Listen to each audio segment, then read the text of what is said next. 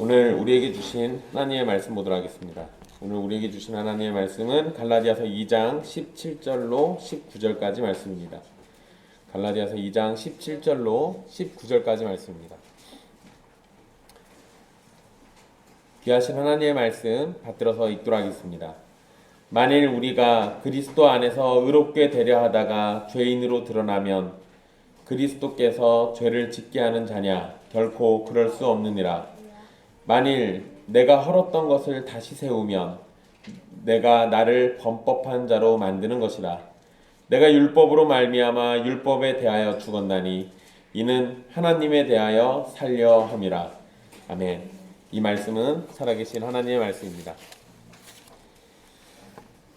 지난 시간 의롭게 되는 것은 율법의 행위가 아니라 오직 예수 그리스도를 믿는 믿음으로만 되는 것임을 살폈습니다. 오늘 말씀은 계속 이어서 그 진리와 관련된 내용들을 설명하는 말씀입니다. 한 구절씩 살펴보도록 하겠습니다.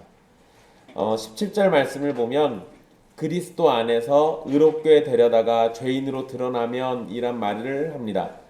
여기서 죄인으로 드러난다는 것은 율법을 따라 살지 않는다는 것을 의미합니다. 즉 바울과 베드로는 율법이 아닌 예수 그리스도 안에서 의롭게 되는 구원의 길을 찾게 되었고, 그래서 하나님의 율법을 따라서 살지 않는 이방인과 같은 상태와 같음을 발견하게 됩니다.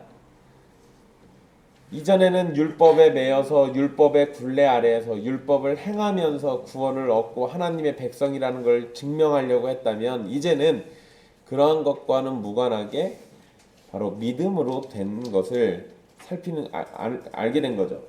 그래서 이방인과 같은 상태가 되었다라고 얘기합니다. 결국 예수 그리스도로 인해서 의롭게 됨을 깨닫게 되었고, 그리스도를 의지하게 되면서 이방인처럼 율법에 매이지 않는 상태가 되었는데, 이러한 상태를 율법으로 비춰서 보면 죄인으로 드러나게 됩니다. 왜냐하면 바울이나 베드로는 이전처럼 율법의 철저한 모습을 보이지 않기 때문입니다. 그렇지만 그렇다고 예수님이 죄를 짓게 하는 자냐고 바울은 질문을 하고 결코 그럴 수 없다고 대답을 합니다. 여러분, 이거는 말이 좀 어려운 것처럼 느껴지지만 그냥 예를 몇 가지 들어보면 쉽습니다.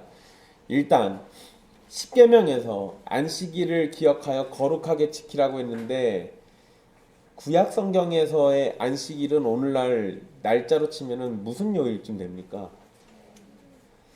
그냥 쉽게 얘기하면 토요일이에요. 엄밀히 따지자면 금요일날 저녁에 해가 질 때부터 토요일날 해가 지기 직전까지가 안식일입니다. 그런데 우리는 날짜로만 치면, 요일로 치면은 어기고 있죠. 우리는 그때를 안식일로 여기지 않아요.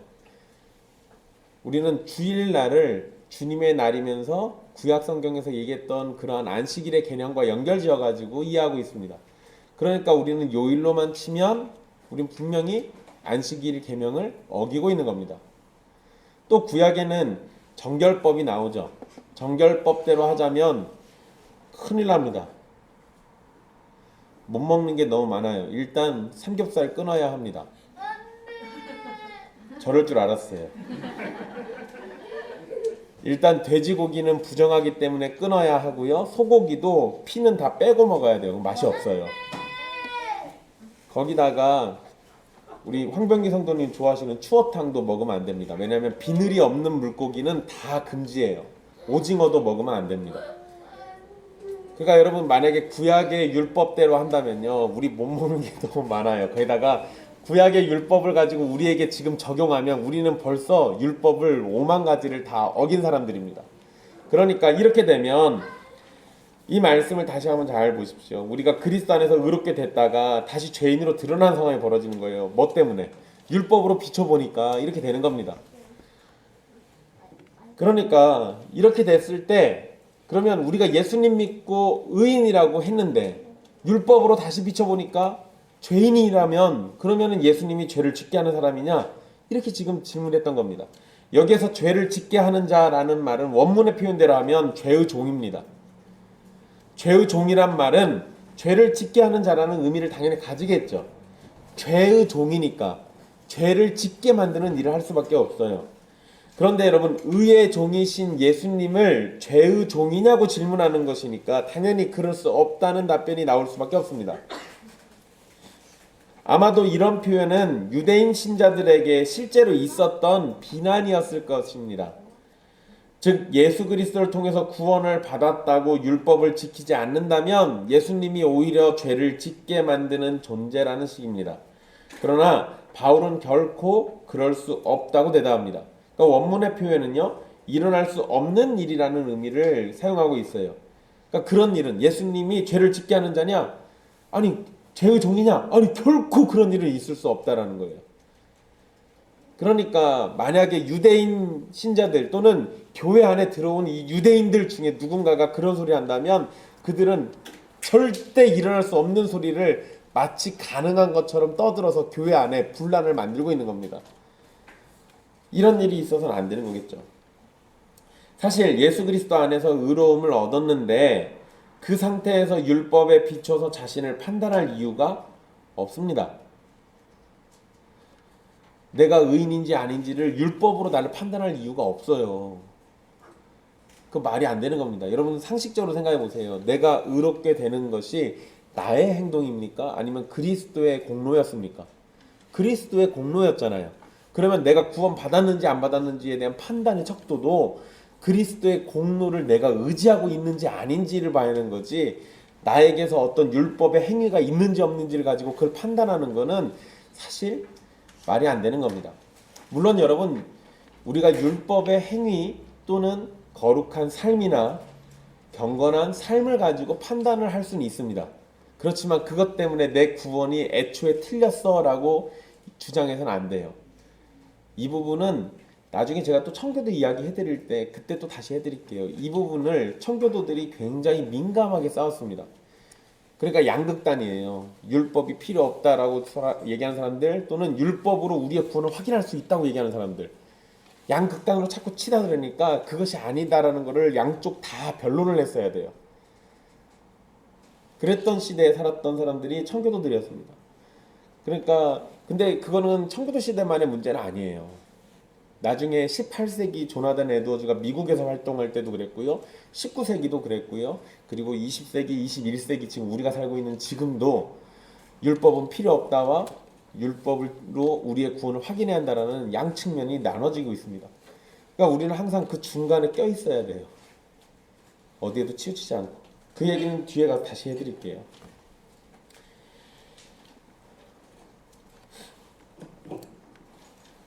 만약에 구원을 위해서 율법으로 다시 자신을 살피고 판단하면요, 예수 그리스도를 떠난 죄인이 될 뿐입니다. 그러니까 구원을 판단하는 데 있어서 율법으로 자기 자신을 판단하는 미련한 짓은 하지 마십시오. 물론 우리는 예수 그리스도를 믿고 의롭다 칭함을 받은 이후에도 율법의 도움을 받아야 합니다. 그렇지만 그것은 구원을 위해서가 아니라 거룩한 백성으로 하나님의 기쁨이 되기를 소망하는 성도들의 필요를 위한 것입니다. 구원 이전에는 하나님의 원수였지만, 그러나 독생자 예수 그리스도를 죽이기까지 우리를 사랑하신 하나님을 향한 사랑으로 그분의 기쁨이 되기를 원하는 것은 당연한 겁니다. 그러니 성도들은 하나님의 말씀을 순종하려고 할 것이고, 성도가 순종해야 할 덕목은 율법에 나와 있으니까 율법의 도움을 받으면서 거룩한 하나님의 백성으로 살아가기를 기뻐하는 겁니다. 이건 당연한 거예요. 성도가 이렇게 율법을 따라 살 때 성도는 율법을 잘 지킬 수도 있지만 지키지 못하기도 합니다. 그리고 사실 대부분은 율법을 못 지켜요. 그러나 율법을 지키지 못한 성도를 향해서 죄인이라고 부르지도 않고 지옥의 심판이 있을 것이라고도 말하지 않습니다. 그저 성도가 잘 해낼 때는 성령님의 은혜를 더욱 감사하고, 잘 해내지 못할 때는 우리의 부족을 고백하면서 도움 주시기를 바라는 것뿐입니다. 18절 맨 앞에는 왜냐하면이라는 단어가 있는데 그게 지금 우리 성경에 생략돼 있어요. 근데 만약에 이것을 넣어서 17절과 연결해서 읽으면 의미가 다음과 같습니다. 17절, 18절을 연결해가지고 원문으로 좀 이해하기 쉽게 이렇게 해드릴게요. 만약에 그리스도 안에서 의롭게 데려다가 죄인으로 드러난다고 그리스도께서 죄를 짓게 하는 자는 결코 아니다. 왜냐하면 내가 헐었던 율법을 다시 세웠다면 내가 나 스스로 율법을 어긴 죄인으로 만드는 것이기 때문이다. 18절을 따로 읽지 마시고 17절과 연결해가지고 읽어야 합니다. 18절에 헐었던 것, 이건 율법을 의미하죠. 유대인들은 구약의 율법을 지켜서 구원을 받는다고 생각을 했는데 베드로를 포함한 사도나 바울은 예수 그리스도께서 오셔서 참된 구원의 길이 그리스도 안에 있음을 깨닫게 되었고 믿고 전파하게 됩니다. 율법의 행위가 아니라 그리스도 안에서 의롭다함을 얻은 상황에서 다시 율법의 행위로 돌아가는 것은 자신이 죄인이라는 사실만 드러내는 겁니다. 사실 앞에서 설명한 것처럼 그리스도와 연합한 성도는 율법에 대해서 이전과 똑같은 관계를 갖지 않습니다. 이건 나중에 3장에 가시면 몽학선생이라고 옛날 성경에 번역했죠. 우리 성경에는 초등교사라고 번역해놨습니다. 그런데 거기에서 율법이 초등교사와 같다라고 해놓고 더 이상 그런데 초등교사 밑에 있지 않다는 얘기를 해요. 그러니까 우리의 관계는 달라진 겁니다. 만약에 예수님 오시기 전이라면 유대인들이 말하는 것처럼 그런 관계 속에 있었을 수도 있어요. 그러나 예수님이 오시고 난 다음에 우리는 율법에 대해서는 이전과 똑같은 관계를 갖지 않습니다. 그건 성도들, 택하신 자들에게는 반드시 그렇습니다. 근데 택함을 받지 않은 자들은요, 예수님이 오시기 전이나 오시고 난 후나 율법에 대해서 똑같은 관계를 갖습니다. 어쨌든 성도는 그리스도 안에서 율법과 새로운 관계를 갖게 되는데 그런 상황에서 이방인들에게 율법을 지켜야 하나님의 백성이 된다는 식으로 말하거나 행동하는 것은 온전하게 주신 구원의 길을 버리고 헐어버린 율법으로 구원을 받겠다고 말하는 것입니다. 이것은 하나님의 뜻에 어긋납니다. 여러분, 이건 우리가 어린아이들과 같은 실수를 하기가 쉬워요. 저희 집 아이들이 한 번씩 예수님 믿고 구원받아야 한다는 얘기를 잘합니다. 그러다가 어쩌다 한 번씩 착한 일 하면 천국 가냐고 물어봐요. 이제 의심이 되죠. 예수님 믿고 구원받는다는 얘기가 가짜였나. 분명히 그렇게 고백한 것 같은데 어느 때 보면 또 착한 일 해야 구원받는 막 이런 소리 해요. 나쁜 짓 하면 지옥 간다고 그러고 그럽니다. 예수님 믿고 구원받다고 했는데. 근데 그거는 아이들만 그러는 게 아니라 우리도 그래요. 우리도 묘하게 분명 믿음으로 구원받는 거 알면서 오락가락합니다. 왜 그럴까요? 내 삶이 형편없거든요. 그러니까 의심이 되고 이렇게 살다간 지옥 가지 않을까라는 두려움이 찾아옵니다. 물론 여러분, 그런 두려움이 찾아오는 것은 반가운 일이에요. 그런데 거기에 걸려 넘어져서 그러니까 율법을 지키기 시작하거나 아니면 어떤 선한 일을 하려고 막 열심을 내면 그러면은 지금 이 갈라디아에 찾아온 거짓 선생들하고 똑같이 되는 겁니다. 내 구원이 의심되면 누구에게로 돌아가는 게 맞아요? 예수님에게 가야죠. 내 행위가 문제였던 게 아니고 예수님을 신뢰하는 내 믿음이 문제인 거예요. 예수님은 그대로 계시거든요. 예수님의 공로가 문제 있었던 것도 아닙니다. 그러니까 내 믿음이 문제인 거지. 언제나 그게 문제인 거예요.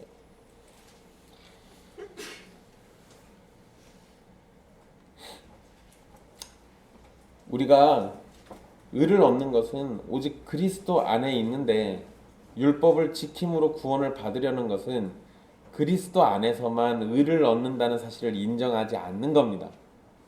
그러니까 분명히 예수님 믿었어요, 난 예수님 믿어요 라고 고백해놓고도 그러놓고도 내가 혹시 부족할까봐 의를 행해야지 라고 생각하면 이건 예수님을 의지하는 게 아니에요. 그래서 바울은 헐었던 것을 다시 세우면 자기 스스로가 범법한 자로 만드는 것이라고 말했던 겁니다. 그리스도 안에서만 찾을 수 있는 의를 거부하고 부정하는 것이 되기 때문에 그런 거예요. 그 안에서만 나를 의롭다 할 그것을 찾아야 하는데 다른 데서 자꾸 찾으려고 해요. 그러지 말라는 겁니다. 결국 예수 그리스도가 죄를 짓게 만드는 자가 아니라 그리스도 안에 있다면서도 율법을 다시 세우는 사람이 스스로 죄를 짓게 만드는 사람입니다. 18절의 내용은 정확히 베드로가 안디옥에서 했던 행동입니다. 베드로는 이방인들과 함께 식사하면서 율법의 굴레를 다 무너뜨려 놨어요. 그런데 할례자들이 나타나니까 무서워가지고 그 자리를 떠나면서 헐어버렸던 걸 다시 세워놓은 겁니다. 베드로는 스스로 범법한 자가 돼버린 거예요.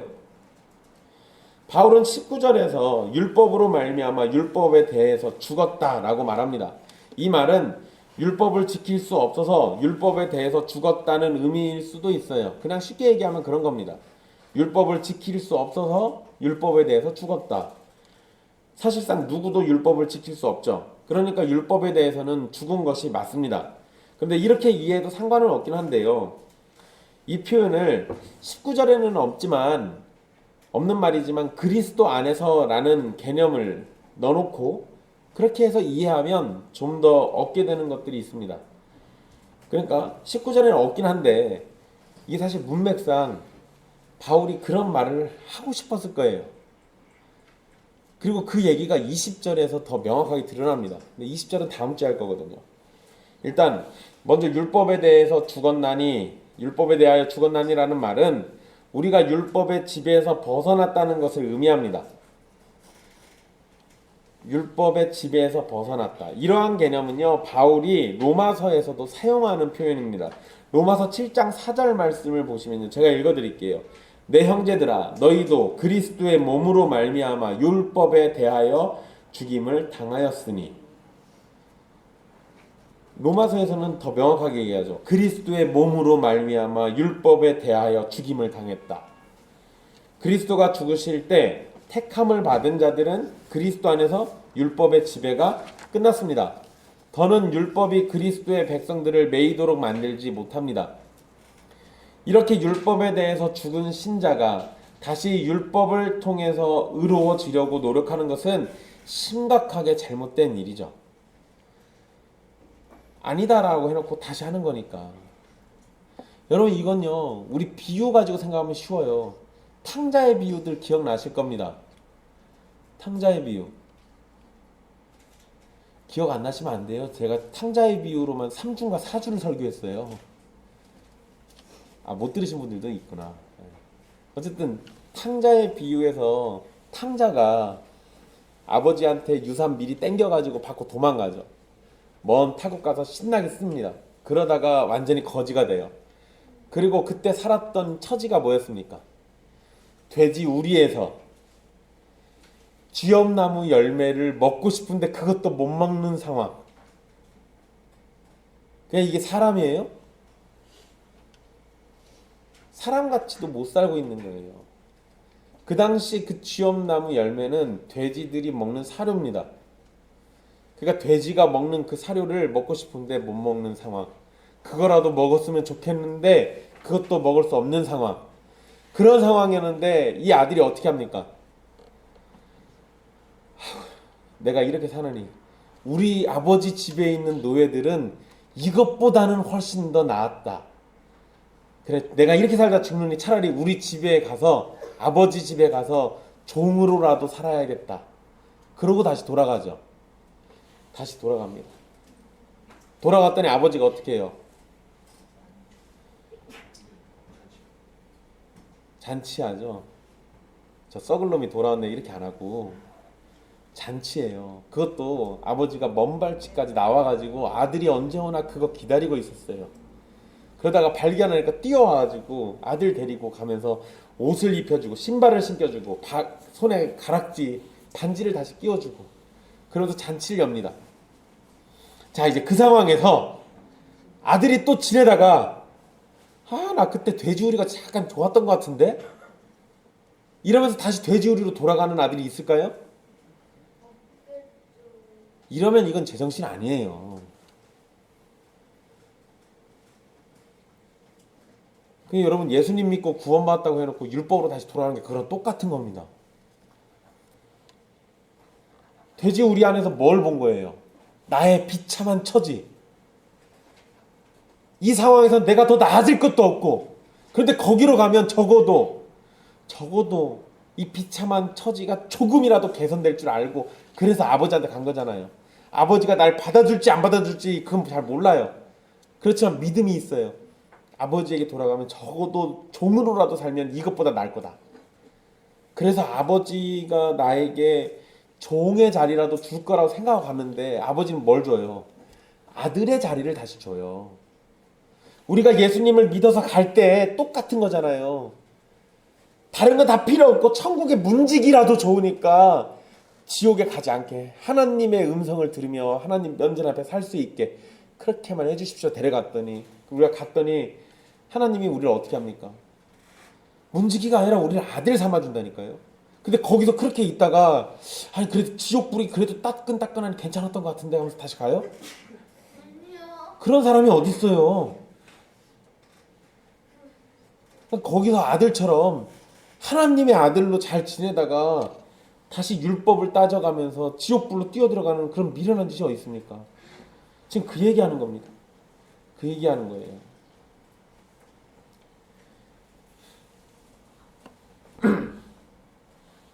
율법으로 말미암아 여러분 이 신자가 다시 율법에 대해서 죽은 신자가 율법으로 다시 의로워지려고 한다? 돼지우리로 돌아가는 것과 분명히 똑같습니다. 그런데 여러분 19절에 그 율법으로 말미암아라는 표현을 또 같이 써놨어요. 그러니까 내가 율법으로 말미암아 율법에 대하여 죽었나니 이렇게 돼 있죠. 이 표현을 간단하게 이해하면 율법으로 말미암아니까 율법을 알면 알수록 타락한 인간이 은혜 없이는 지킬 수 없다는 사실, 그것을 깨닫게 되는 겁니다.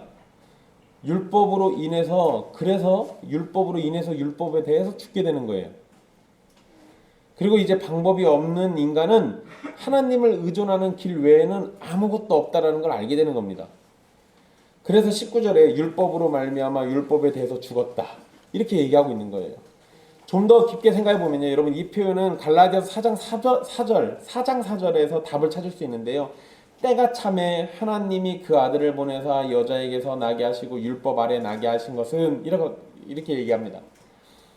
그러니까 지금 이 앞에서 제가 설명해 드린 거는 그냥 일단 그리스도 빼놓고 일단 한번 이해해 본 거예요. 그런데 더 깊게 생각해 보면요, 예수님이 율법 아래에 나셨대요. 예수님이 그 이야기를 지금 끌어서 쓰는 거예요. 이 말씀에서 예수님이 율법 아래 나셨는데 율법 아래 나신 예수님은 율법을 완전하게 지키셨습니다. 이게 우리랑 차이죠. 그래서 온전하신 예수님은 율법 아래에 있는 자들을 구원하실 수 있어요. 이 관계를 가지고 와서 생각해 보면 율법으로 말미암아 율법에 대하여 죽었다는 표현이 율법 아래에 나신 예수님께서 완전하게 율법을 지키셨고 율법 아래에 있는 택하신 자들을 구원하셨기 때문에 택함을 받은 신자는 율법의 지배가 끝났다라는 걸 의미하는 겁니다. 그렇게 어려운 표현 아니에요. 그냥 19절에 없는 표현을 제가 하나만 집어넣어 본 거예요. 그런데 여러분 이렇게 새 사람이 된 신자는요, 이제 하나님에 대하여 살게 됩니다. 그러니까 율법으로 말미암아 율법에 대해서 죽었는데 그것이 하나님에 대해 살게 하려고 이렇게 했대요. 그러니까 이걸 여기서 그리스도를 빼놓고 이해하면 잘 이해가 안 돼요. 그래서 제가 예수 그리스도를 여기다 집어넣어서 이해시키려고 제가 설명하는 거거든요. 일단 새 사람이 된 예수 그리스도 안에서 새 사람이 돼서 율법으로 말미암아 율법에 대해 죽은 신자는 하나님에 대해서 살아요. 이 표현이 뭔 소리냐? 율법의 지배 아래에서 율법을 쫓아서 살던 우리는 그리스도 안에서 율법의 지배를 벗어나게 되죠. 그리고 이제는 그리스도를 보내신 하나님을 위해서 살아가게 된다는 겁니다. 그냥 쉽게 얘기하면요, 이런 겁니다. 율법 아래에 있으면요, 우리 무엇을 위해서 살 수밖에 없어요? 율법 아래에 있으면 내가 율법이라는 그 테두리 안에 있으면요, 율법을 지켜야만 살잖아요. 그러죠? 그러니까 율법 아래에 있을 때는 나 살기 위해서 살아야 돼요. 이게 조금만 어긋나면 죽거든요. 그러니까 율법 아래에 있을 때는 나를 위해서만 살아야 돼. 근데 율법의 문제가 완전히 해결된 상태에서는 이제서야 우리의 인간의 목적대로 하나님을 위해서 살 수 있게 돼요. 그래서 지금 그 얘기를 하고 있는 겁니다. 그러니까 하나님에 대해서 산다라는 게 하나님으로 사는 걸 지금 얘기하는 거예요. 그런데 여러분, 이런 표현이 우리에겐 별로 충격적이지 않죠. 그렇지만 바울과 같은 시대를 살았던 유대인들에게는 매우 충격적인 말입니다. 이게 뭐냐면요, 하나님께서 주신 율법에 대해서 죽는 것이 하나님을 향해서 살 수 있다고 가르치잖아요. 이게 말이 안 된다고 생각하는 거예요. 아니, 하나님은 율법을 지키면서 살라고 했는데 그 율법에 대해서 죽어버리는 게 오히려 하나님에 대해서 산대요. 물론 여러분, 갈라디아서가 1차적으로 유대인이 아닌 이방인 성도들을 대상으로 하고 있다는 걸 생각할 때 바울이 이렇게 파격적으로 표현한 것은 예수 그리스도의 십자가 구속이 가져오는 효과가 이렇게 파격적이었다는 걸 알려주기 위해서입니다. 하지만 유대인들은 하나님이 주신 율법에 대해서 죽는 것이 어떻게 하나님을 향해서 살 수 있다고 말하는지를 잘 이해하지 못했을 겁니다. 그래서 여러분, 사실 민족적으로도 예수님을 결단코 믿지 못할 민족들은 유대인들이에요. 왜? 그들은 이미 율법을 가지고 있어요. 근데 그 율법이 사실 예수님을 가르쳐주고 있는데 유대인들은 그 율법 그 자체만 보고 있다고요. 그래서 이 세상 어느 민족보다도 가장 예수님 못 믿을 민족이 유대인들이에요. 이미 율법이 있으니까, 우리는 이걸로 하나님에 대해 살고 있다고 생각하고 있으니까. 그런데 바울은 그게 아니라고 얘기하는 거예요. 율법에 대해 살면 하나님에 대해 살지 못하는 거예요. 율법에 대해서 죽어버려야 돼요. 그래야 하나님에 대해 살아요.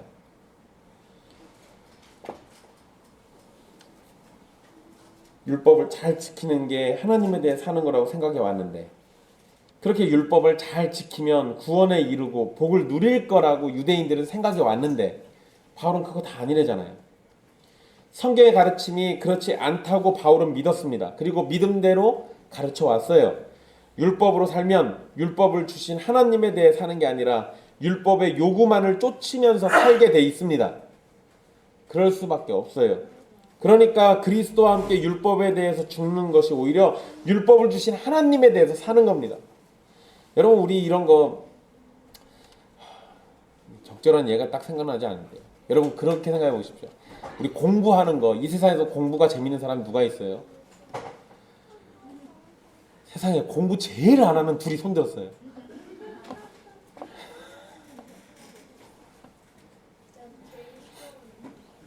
네, 여러분, 공부가 왜 얘네 너희 때는 재밌을 수도 있지. 알았어, 미안해, 내가 잘못했어.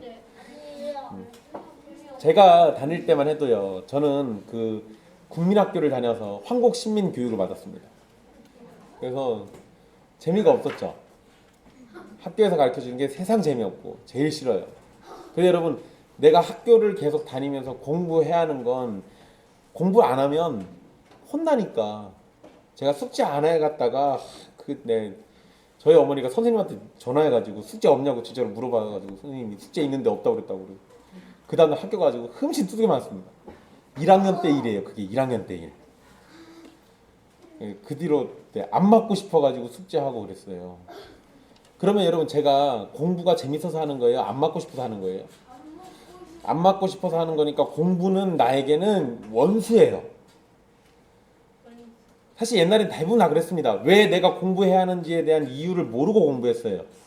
내가 하고 싶은 공부를 하는 게 아니라 어쩔 수 없이 가르치는 공부를 했어요. 그러니까 재미가 없지. 그런데 공부가 재밌어지면 하지 말라고 해도 하겠죠. 그러니까 이게 뭔 얘기하는 거냐면요, 율법을 쫓아 사는 거는요, 그냥 율법을 지켜야만 천국 가니까 마지못해서 그거 하고 있는 거예요. 근데 율법을 사랑하면, 율법을 사랑할 수 있는 이유가 뭘까요? 율법을 하나님이 주셔서 그 하나님을 사랑하니까 율법을 사랑하게 되면, 그러면 얘기가 또 달라요. 그런데 유대인들이 하나님을 사랑하고 율법을 사랑해서 이렇게 접근했을까요? 아니요, 그러지 않아요. 시편 119편을 쓴 다윗은 그랬을지 몰라도, 그러나 유대인들은 그러지 않았습니다. 그냥 그것이 선이었어요. 이거 안 하면 안 되는 거니까 하는 거예요. 그러니까 사랑해서 하는 게 아니죠. 그러면 결국 어떻게 됩니까? 그 진심에서 하는 거예요? 아니요, 진심에서 하는 게 아니에요. 그런데 하나님은 마음의 중심을 보시는 분이라고 하잖아요. 진심에서 하는 게 아니면 결국에는 그 모든 것들은 한계에 부딪히고 망치게 돼요. 율법이라는 게 그런 겁니다. 율법이라는 게 그래요. 그러니까 율법을 따라서 사는 거는 결국 하나님을 사랑해서 율법을 따라 사는 게 아닌 개념인 거예요. 이 얘기 해드리려고 그런 겁니다. 어쨌든 사도 바울의 이야기대로만 해보면 율법에 대해서 죽어야 율법을 주신 하나님에 대해서 사는 겁니다. 그리고 여러분 이제 20절하고 잠깐 비교해가지고 설명해 드릴게요. 이건 제가 지금 해드린 얘기는 20절과 비교하면 답이 굉장히 명확해집니다. 19절에서 내가 율법에 대해서 죽었다고 그랬죠. 그런데 20절에서는 내가 그리스도와 함께 십자가에 못 박혔다라고 얘기합니다. 19절에서는 내가 하나님에 대해 살려 한다고 말했죠. 근데 20절에서는 이제 내가 사는 것이 아니라 내 안에 그리스도께서 사시는 거라고 얘기해요. 보세요. 19절의 얘기가 그리스도만 더해지면 딱 20절의 얘기가 돼요. 그 얘기 하려고 이렇게 얘기했던 겁니다. 즉 율법에 대해서 죽는 것은 내가 그리스도와 함께 십자가에 못 박혀서 죽는 것이고, 하나님에 대해서 살려는 것은 내가 죽고 내 안에 그리스도가 사시는 겁니다. 하나님은 범죄한 인간이 율법을 통해서 구원을 받기를 원하신 것이 아니라 율법을 통해서 자신의 죄악됨과 무능함을 깨닫고 하나님의 자비를 구하면서 하나님을 의지하기를 바라셨던 겁니다. 그런데 이런 요구는 원래 처음부터 있었던 겁니다. 여러분 창세기 설교할 때 선악을 알게 하는 나무를 만드신 이유를 제가 설명해 드렸어요. 모든 것을 우리가 왕처럼 누리지만 이 모든 것이 하나님께로부터 나온 것인 줄 알고 아담과 하와를 비롯한 모든 인간이 자신들이 해서는 안 되는 것을 바라보면서 진정한 왕이신 하나님을 기억하고 하나님께서 모든 것을 은혜로 베푸심을 기억하면서 하나님을 의존해야 한다라는 것을 기억하라는 거였어요. 결국에 우리가 에덴 동산에서 왕처럼 살 수 있다 하더라도 하나님을 의지하지 않고는 한순간도 살아가지 못하는 존재라는 것을 명확하게 알라는 얘기였죠. 구원도 마찬가지입니다. 내가 내 구원의 주인공이 되어서 내가 이루고 내가 수고하고 내가 얻어내는 게 구원이 아니에요. 내 생명을 하나님이 주신 것처럼 구원의 은혜도 하나님이 주시는 겁니다. 그것을 깨닫지도 못하면서 그저 내 손으로 무언가를 해내고 하나님을 만족시켜서 내가 의를 얻어서 의인이 되겠다고 하는 것, 이거 얼마나 미련한 겁니까? 그리고 얼마나 어리석은 생각이에요. 근데 이런 사람들이 생각보다 많아요. 그리고 여러분 근원적으로 생각하면 답이 굉장히 더 명확해지는데요. 이거 제가 설교할 때 설명 못 드렸던 겁니다. 창세기 3장에서요. 아담과 하와가 범죄한 이후에 하나님께서 아담과 하와에게 저주를 말씀해 주시거든요. 그러죠? 그래서 아담에게 주신 저주가 뭐였죠? 땀 흘려 수고해야 땅의 소산을 먹어요. 여자에게 주신 저주는 뭐예요? 출산. 그리고 남자의 머리가 되려고 했다가 되려 더 남자에게 짓눌리고 살 거예요. 그게 여자에게 주신 저주예요. 그런데 아담과 하와를 속인 뱀에게도 저주의 말씀을 주시죠. 그건 뭐였습니까? 그게 창세기 3장 15절에 있는 말씀이에요. 내가 너로 여자와 원수가 되게 하고 내 후손도 여자의 후손과 원수가 되게 하리니 여자의 후손은 내 머리를 상하게 할 것이요 너는 그의 발꿈치를 상하게 할 것이니라. 물론 뱀 보고 배로 기어다니면서 종일 흙을 먹는다는 얘기도 하셨어요. 근데 그것보다 이게 더 중요해요. 우리한테는 하나님이 뱀에게 저주로 내리신 말씀인데 그건 인간들에게는 무슨 말씀이었어요?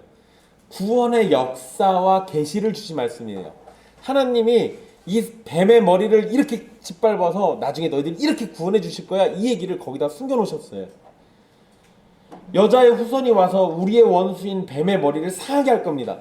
사단의 일은 여자의 후손이 오면 다 해결될 일이에요.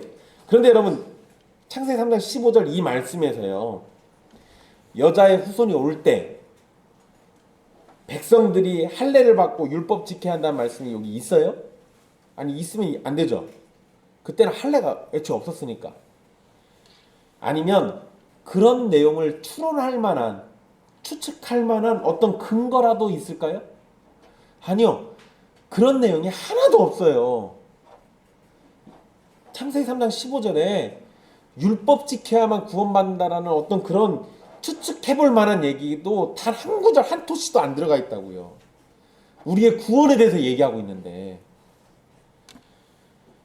원수의 머리를 상하게 하는데 그 일에 있어서 인간이 할 일은 없습니다. 없어요. 뱀의 머리를 짓밟고 깨트려 버리는데 사람이 할 일은 없어요. 여러분 이게 실천적으로 나타난 것도 잘 생각해 보세요. 예수님 여자의 후손이 실제로 오셔가지고 이 땅에 사실 때 사람들이 뭐 했습니까? 율법 잘 지키고 예수님 말씀에 순종 잘 해가지고 그렇게 해서 예수님 십자가에 달아 죽였어요? 그거 아니잖아요.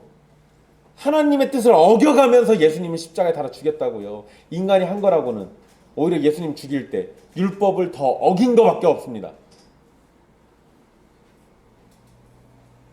그러니까 구원의 역사 속에서 사람이 한 거라고는 죄 짓는 것밖에 없어요. 그걸 갖다가 율법 지켜가지고 구원받겠다고 얘기하면 이거 애초에 틀려먹은 얘기라고요. 처음부터 잘못된 얘기예요. 오늘 말씀을 보면 바울은 구원을 위해서 율법의 행위를 할 필요가 없다는 것과 율법의 행위는 그리스도 안에서 이미 헐어버린 것임을 강조하고 있습니다. 그런데 여기에 함정이 있어요. 우리는 그런 함정에 쉽게 걸려 넘어지고 범죄하게 됩니다. 이게 앞에서 제가 했던 얘기예요.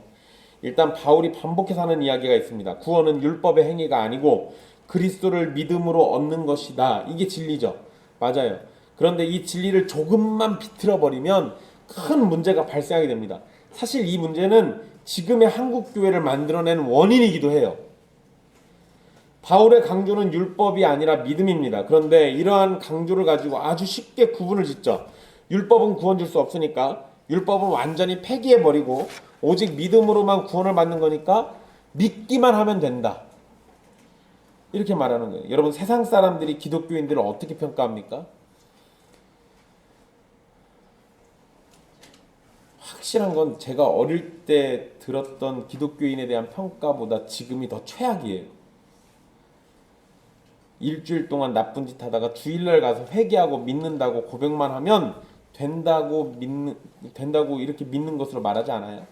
기독교인들은 다 그렇게 사는지 알아요. 일주일 대충 살다가 주일날 가서 회개만 하면 끝나는 줄 압니다. 여러분 인터넷 조금만 뒤적거려 보면요. 뭐 기독교인들이 누가 무슨 범죄했다 그러면 그 밑에가 댓글에 그런 거 달려요. 아 교회 가서 잘못했다고 회개만 하면 다 용서받는다고. 그러니까 쟤네들 저런다고. 기독교인들은 무슨 짓을 해도 믿기만 하면 구원을 받는다고 말하는 사람으로 생각되는 존재가 돼버렸습니다. 근데 여러분 그거 알아요? 이런 식으로 믿는 건 우리가 이단이라고 손가락질하는 구원파랑 똑같은 거 그런 믿음이에요. 그러니까 믿기만 하면 된다는 식으로 이해하면 구원파 욕하면 안 돼요. 구원파랑 형제지. 여러분 구원은요 오직 믿음으로 받는 건 이건 분명한 사실입니다. 그런데 그리스도를 믿는 믿음이 아무렇게나 살면서 입으로 믿는다고 말하는 것을 의미하진 않아요. 지난주에 믿음의 3요소가 있다고 말씀드렸죠. 지식, 동의, 신뢰. 지식과 동의와 신뢰로 된 믿음은 아무렇게나 살겠다고 생각하지 않습니다. 예수님께서 다 이루셨으니까 우리는 그저 믿기만 하면 되고 믿음 이후에 살아가는 것은 주님이 다 이루셨으니까 우리는 할 필요가 아무것도 없다. 아무것도 할 필요가 없다는 식으로 말하지 않아요. 네, 물론 구원은 예수님께서 다 이루신 게 맞습니다. 예수님께서 완전한 삶을 사셨고 온전히 순종하셔서 구원을 위해 필요한 모든 순종을 다 이루신 것도 맞아요. 그러나 그 진리가 구원받은 성도들이 아무렇게나 살아도 된다는 거짓말로 이어지진 않습니다. 게다가 여러분 예수님이 하신 비유를 생각해 보세요. 나는 포도나무요 너희는 가지니. 그러면 포도나무이신 예수님이 의로우신 분인데 그 가지에는 불이한 가지가 달릴 수 있어요? 이거 말이 안 되잖아요. 말이 안 되는 거예요. 성경의 많은 곳에서 하나님의 백성이 어떻게 살아야 하는지를 계속 가르치고 있습니다. 구원은 예수 그리스도를 믿어서 받는 것이 분명한데 참된 믿음에는 신뢰라는 게 있고요. 그 참된 믿음에 있는 신뢰는 순종이라는 열매를 만들어내요. 순종이라는 열매. 그분을 신뢰하기 때문에 율법을 지켜서 구원을 받으려고 하지는 않습니다. 그렇지만 동시에 그분을 신뢰하니까 그분을 따라서 살려고도 해요. 그분을 신뢰하니까. 여러분 생각해 보세요. 예수님이 예수님의 제자들한테 너희는 나를 믿기만 하면 돼 라고 얘기하셨어요?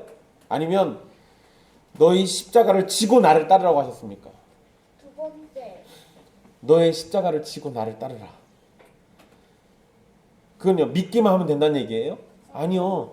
구원은 내가 해줄 건데 그런데 너희들에게 맡겨진 몫이 있으니까 그것을 나를 믿는 믿음 안에서 신뢰하면서 따라오라는 거예요.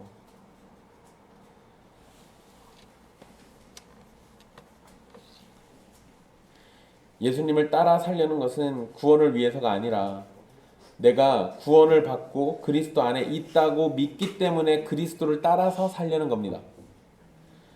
성도는 율법에 대한 새로운 관계를 명확하게 해야 돼요. 구원을 위한 율법의 준수는 우리에겐 없는 겁니다. 구원을 위해서 우리가 뭘 해야 돼, 뭘 지켜야 돼, 이런 거 우리에겐 없어요. 그렇지만 하나님의 백성으로서 합당하게 살기 위한 지침, 합당하게 살기 위한 가르침으로는 율법은 여전히 우리에게 필요합니다. 그리고 그것은 우리가 그리스도 안에 있기 때문에 그분을 따라서 하나님께 순종하는 삶을 살아가는 거예요. 여러분 이런 거 우리 잘 생각해 보셔야 돼요. 신자들이 세상에서 욕먹는 가장 주된 이유는요. 우리가 의로우신 구원자를 말하면서 우리는 의롭지 않거든요. 우리가 하나님의 사랑을 말하는데 우리는 사랑이 전혀 없어요. 우리는 평화의 왕이신 예수님이 오셨다고 메리 크리스마스 이러고 있는데 실제로 우리는 평화를 위해서 일하지 않아요. 얼마나 이건 모순되는 겁니까? 얼마나 모순돼요. 입으로는 당신은 사랑받기 위해 태어난 사람 노래 불러주면서 손으로는 칼로 배를 찔러요. 이게 정상이에요? 정상이 아니죠. 우리의 지금 모습, 한국 교회의 모습이 지금 그래요. 그게 우리 처지라고요. 목사님 그건 한국 교회고 우리 교회는 그래도 괜찮지 않습니까? 뭐 우리 교회는 그러면 뭐 한국 교회랑 딴 나라도 교회예요? 우리도 그들과 한 몸인데. 그리고 잘 따져보세요. 우리는 정말 그들과 다릅니까? 아니요. 우리가 그들보다는 좀 나을지 몰라도 우리는 그들과 크게 다르지 않아요. 심각한 문제들을 가지고 있다고요.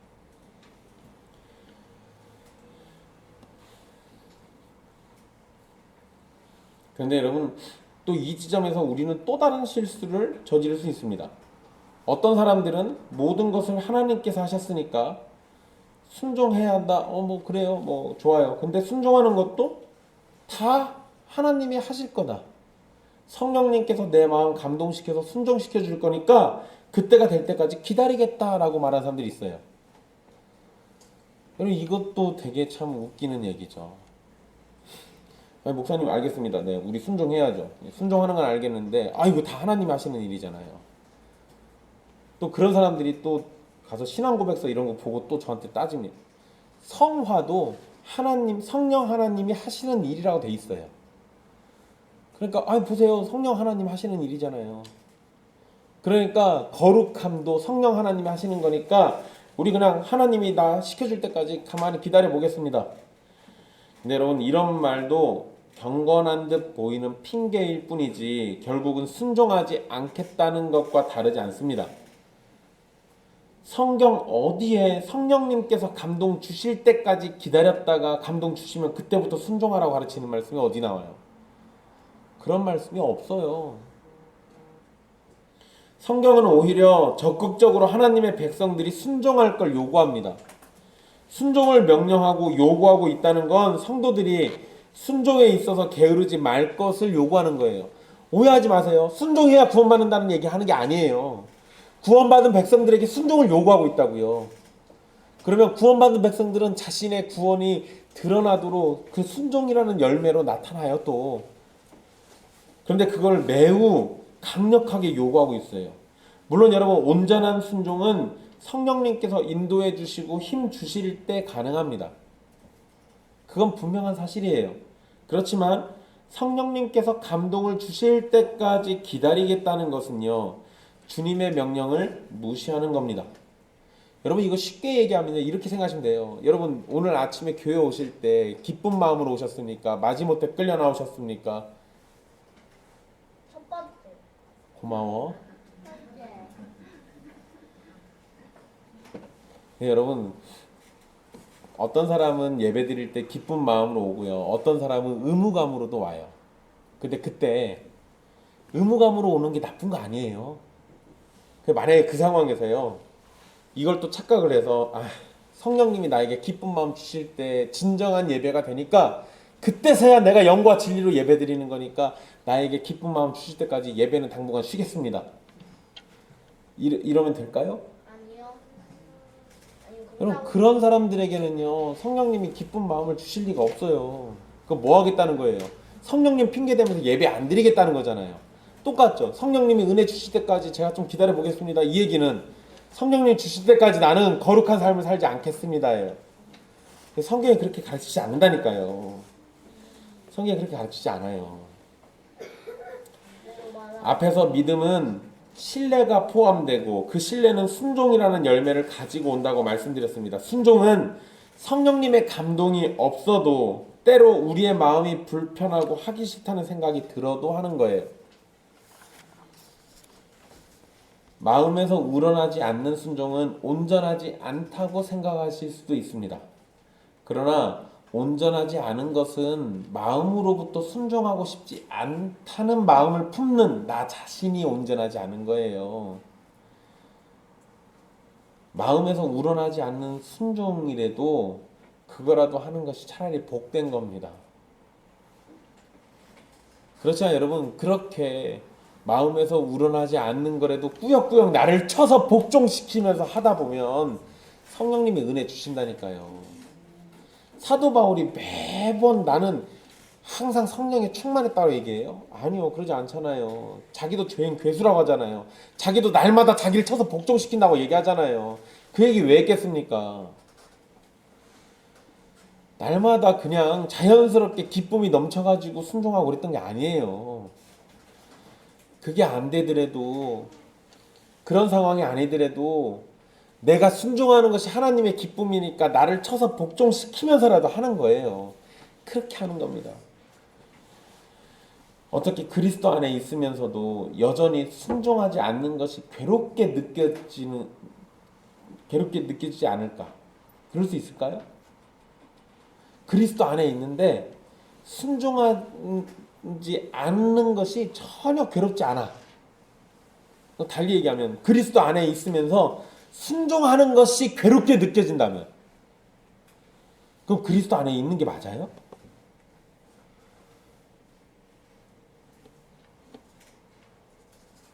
여러분 순종하고 싶지 않다는 거잖아요. 그런 건 거꾸로 얘기하면 예수 그리스도를 온전히 신뢰는 하고 있는 것인가 요거부터 생각해 봐야 돼요. 그러면 주일 예배가 귀찮고 피곤하고 말씀 듣는 것이 괴롭고 선을 행하는 게 짜증나고 성도들의 교제 나누는 거 싫어 죽겠고 여러분 그것이 정상적인 성도입니까? 아니요, 그러지 않아요. 그건 비정상이에요. 정상적이지 않은 거예요. 그런 모습이 한 번씩 나타날 수는 있습니다. 그러면 곧장 그 모습이 잘못됐다는 거 깨닫고 회개하고 기도하고 다시 고치려고 노력도 해야 돼요. 그게 정상적인 성도들이에요. 어떻게 우리가 완전하지 않은데 항상 예배가 행복하고 항상 기쁘겠어요. 마지못해서 가고 그럴 때도 있겠지. 오죽하면 여러분 우스갯소리로 목사가 주일날 아침마다 교회 가기 싫다고 막 그런 소리 하잖아요. 가면은 주차장도 밀리고 성도들도 막 짜증내고 그 가기 싫다고. 근데 여러분 정말로 목사들 중에선 그런 마음이 들 수도 있어요. 근데 아무리 그래도 내 마음이 그런다 하더라도 그것을 짓눌러서라도 가서 예배 드려야 하지 않겠어요? 그게 맞는 거잖아요. 정상적인 성도라면 내가 힘들고 어려운 상황과 피곤하고 지치는 상황에 있더라도요, 하나님이 우리에게 요구하시는 것들을 최선을 다하려고 애쓰고 수고하는 게 맞아요.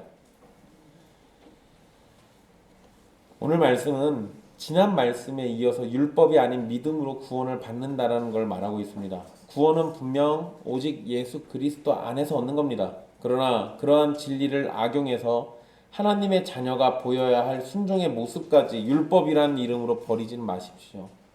또 율법을 지켜서 구원을 받으려는 것도 문제지만 구원을 받은 성도가 율법을 완전히 무시하고 자기 마음대로 사는 것도 문제입니다. 여러분은 지금 어떤 문제를 가지고 살고 있습니까? 여러분의 행동으로 구원을 얻으려고 한다면 그것은 결단코 구원을 얻을 수 없으니까 죄를 깨닫고 구원받기를 원하신다면 예수 그리스도를 믿으십시오. 예수님은 믿고 있지만 순종의 삶을 사는 것은 어렵습니까? 그러면 먼저는 믿음을 다시 한번 점검해 보세요.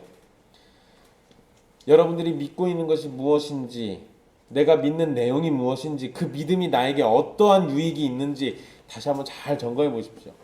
그리고 만약에 여러분의 믿음이 확실한 것 같다면 생각으로만 어렵다, 순종하는 게 너무 어렵다라고 생각으로만 하지 마시고요. 순종의 발걸음을 내딛어 보세요. 그거 안 하니까 그래요. 익숙하지 않은 것이기 때문에 두려움부터 생기는 것이 일반적인 겁니다. 그러지 않아요? 기도가 어렵다고 계속하지 않으면 계속 어렵죠. 말씀 읽기가 힘들다고 미루면 평생 말씀 읽기는 힘든 일이 되는 겁니다. 그런 거예요. 여러분 제가 제가 뭔 얘기할 때 옛날에 제가 막 예수님 막 아무렇게나 믿고 막 대충 믿고 막 이런 얘기만 자꾸 들어가지고 여러분들이 저에 대해서 오해할 수도 있는데, 제가 이래도 중고등부 회장도 했어요. 교회에서. 제가 회장 될 거라고는 아무도 예측도 하지 못했습니다. 왜냐하면 장로님 아들이 있었고 굉장히 손에 꼽히는 엘리트 신자인 애도 둘이나 더 있었거든요. 저는 4명 남자애들 중에서 제일 꼴찌였어요. 근데 제가 연설을 기가 막히게 잘해가지고 사람들이 저한테 몰표를 줬습니다. 사실 굉장히 황당했죠. 근데 여러분 제가 중고등부 회장이 되고 난 다음에 제일 괴로운 일이 있었어요. 사실 1년 내내 괴로웠습니다. 그게 뭐였냐면 중고등부 예배 때 기도 담당자가 안 오면 회장이 기도하더라고요. 그래서 누가 안 오면 제가 해야 돼요.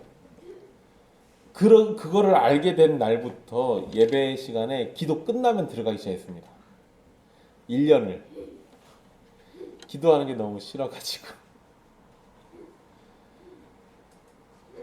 그러고 1년 회장 끝냈어요. 그러니까 여러분 그때 생각을 하면 제 친구들이 그러니까 제가 목사 된다고 그랬을 때 다들 황당했어요. 뭐? 기도도 못하는 걔가? 제 친구들은 다 기도하거든요. 저만 못했어요. 기도시키면은 막 뭐라고 막 혼자 막 이상한 방언 같은 거 하고 막 그래요. 아무도 못 알아듣습니다. 예, 여러분 이게 상황이 만약에 그때 그 모습 그대로 제가 있다면 그럼 여전히 동일하겠죠. 그때는 말씀도 읽지 않았습니다. 그거 그냥 그대로 있다면 끔찍한 일이 벌어지겠죠. 말씀도 모르는 사람이 무슨 목사를 하겠어요. 여러분 기도하는 거, 말씀 있는 거, 또 거룩한 삶을 살아내는 거 우리가 이전에 안 해보던 거라서 두려울 수 있어요. 근데 여러분 안 해보던 거를 잘 못하는 건 괜찮습니다. 근데 해야 하는 거를 영영 안 하는 거는 안 괜찮은 거예요. 그러니까 순종하기를 힘쓰시라는 거예요. 어려워하지 마십시오. 한 발짝 한 발짝 움직이다 보면 어느 순간에 다른 사람들에게 좋은 모범이 되는 훌륭한 성도로 자라 있을 거예요. 우리가 그런 걸 전혀 생각을 안 하고 있으니까 그래요. 두려워만 하니까 그런 겁니다. 우리가 연약한 육신을 지니고 있는 이상 순종이 말처럼 쉽지는 않습니다. 그것은 누구나 마찬가지예요. 그러나 우리를 구원하신 예수님을 전적으로 신뢰한다면 그분께서 도와주실 것을 믿고 순종하기를 시작해 보십시오. 사랑이든 섬김이든 봉사든 나눔이든 말씀에서 배운 것을 따라서 순종해 보십시오. 그렇게 여러분이 순종할 때 여러분의 주인이 되시는 예수님께서 기뻐하실 것을 또 생각해 보세요. 정말로 예수님 사랑하면 예수님께 순종하는 게 어렵지 않습니다.